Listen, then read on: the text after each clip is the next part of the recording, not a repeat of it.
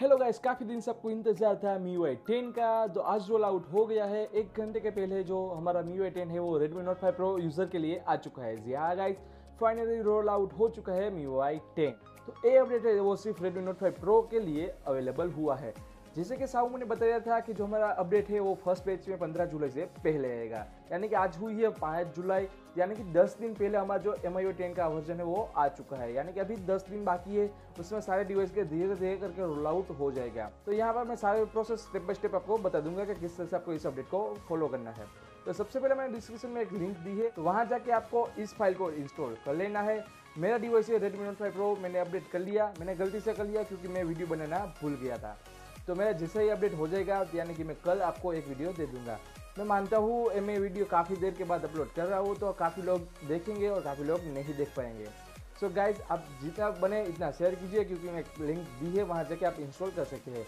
इसके लिए आपको कोई भी बूट लोडर अनलॉक होना नहीं चाहिए, कोई भी TW या फिर फ्लैश रिकवरी एनेबल होनी नहीं चाहिए।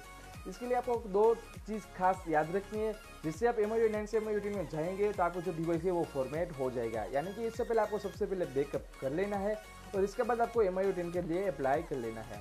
तो मैंने जो लिंक दी है वहाँ जाकर आपको इसको सबसे पहले इंस्टॉल कर लीजिए। इसके बाद आपको जाना है अपनी सेटिंग में जाने के बाद आपको जाना है अबाउट फ़ोन, और वहाँ जाके आपको चूज़ डेटा पैकेज, यानी कि जो हम डेटा जहाँ से हम पैकेज सिलेक्ट कर लेते हैं वहाँ आपको चले जाना है।